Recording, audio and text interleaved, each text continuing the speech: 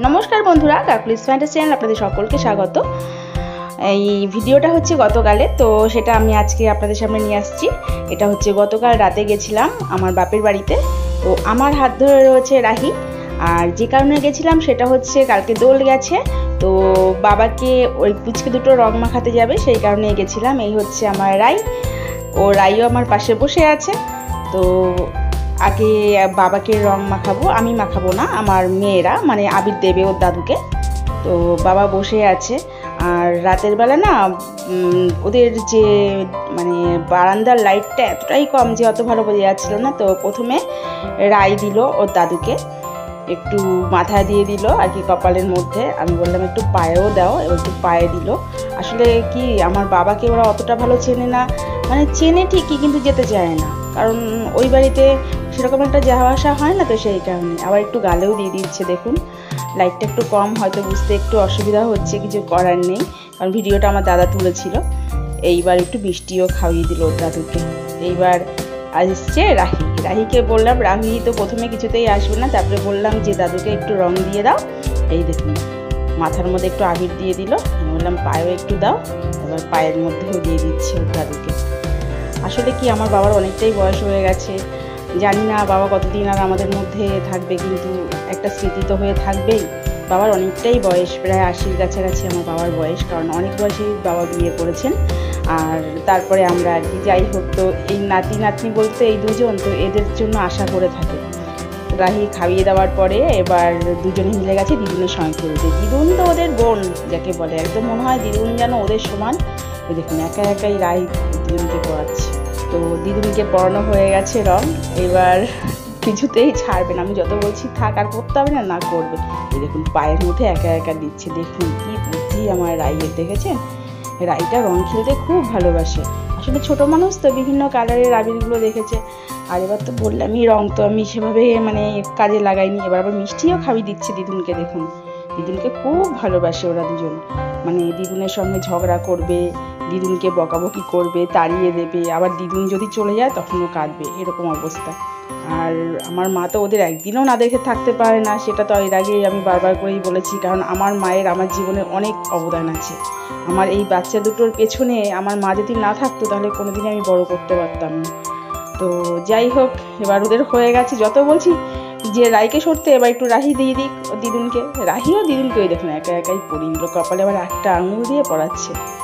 দেখুন দুই বোন কীভাবে মানে আবির মাখাচ্ছে ও দিদুনকে। আর আমার মা সেরকম একটা আবির ঠাবির মাখে না, আমার মা বাবা কেউই মাখে না, কিন্তু এবার মা খুব আদর করছে দুজনকে। আর আমি রাতের বেলা বলে বেশি একটা রং ঠং বা আবির ঠাবির বেশি ঘাটতে দিচ্ছি না, কারণ ঠান্ডা লেগে যাবে, এমনিতেই ঠান্ডা লেগেছে। আর সন্ধেবেলা যাওয়ার সময় দেখি একদম ঝড় বৃষ্টির কি অবস্থা, ওর মধ্যেই আস্তে আস্তে করে গেলাম। যদিও আমার মেয়েদের জলটা সেরকম লাগেনি, হালকা হালকা যখন বৃষ্টি পড়ছিল তখনই বাপের বাড়িতে গেছি, 6টার মধ্যেই পৌঁছে গেছিলাম। তো এবার একটু আমি বাবাকে দিয়ে দিই, কারণ আমার মেয়েরা যখন দিল আমি আমার বাবাকে দিই, কারণ বছরে এই একটা দিন তো খুবই লাগে, একটু রং না মাখালে আর বাবার সামনে না গেলে সত্যিই খারাপ লাগে। যাই হোক, এই সময়গুলো চিরদিনই মনে থাকবে বাবা মায়ের প্রতি। এবার যাই হোক মাকেও একটু দিয়ে দিই, কপালে দিয়ে দিই, আর একটু কপালে দেওয়ার পরে একটু পায়েও দেওয়া হয়েছিল মায়ের পাশে। দেখুন আমার রাই তো এখনও দিদুনের সঙ্গে খেলবে, মানে ও ওই দেখুন দেখেছেন, ও আবার দিদুনকে মাখাবে।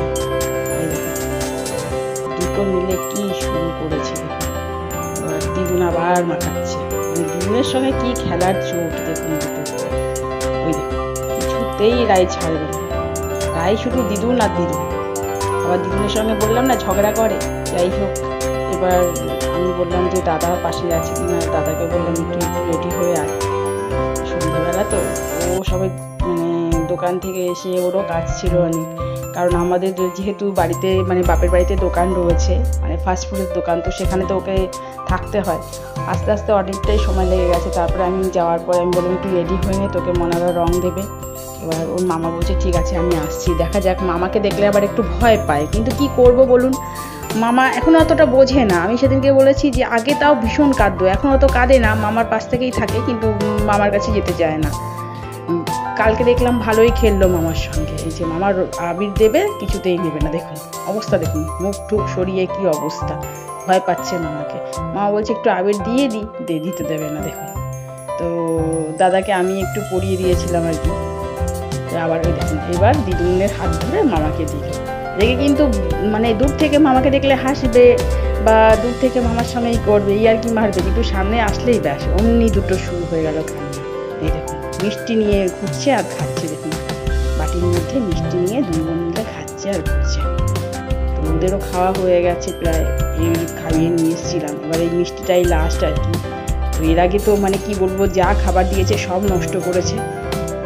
এবার আমি বাড়ি চলে এসেছি। একটা জিনিস আপনাদের দেখাই, দাঁড়ান, না দেখালে হবে না। আমার ভূতকে দেখুন, এই দেখতে পাচ্ছেন আমি বাড়ি চলে এসেছি। এই দেখুন ভূতকে বলেছিলাম না, ভূত এখন অনেকটা ঠিক হয়ে গেছে। দেখুন কি সুন্দর, এই দেখুন একা একা দাঁড়াচ্ছে, এইভাবে না দুই এক পা করে হাঁটছে। যাই হোক আমার তো মানে ভীষণ খুশি হচ্ছে। আমি খুব কষ্ট পেয়েছিলাম যে ভূতটার কি হবে। তো এই যে বাড়িতে চলে এসছে, আমার দাদা নিয়েও এসছে, সঙ্গে মা এসছে। তো ভূত দেখুন কি সুন্দর, দেখেছেন একা একাই হাঁটাচলা করতে পারে, অনেকটাই পারে। যাই হোক ভগবান হয়তো আমার কথা শুনেছে, নয়তো আমি খুব কষ্ট পাচ্ছিলাম ওকে দেখে। আচ্ছা তবে এই পর্যন্তই রাখছি।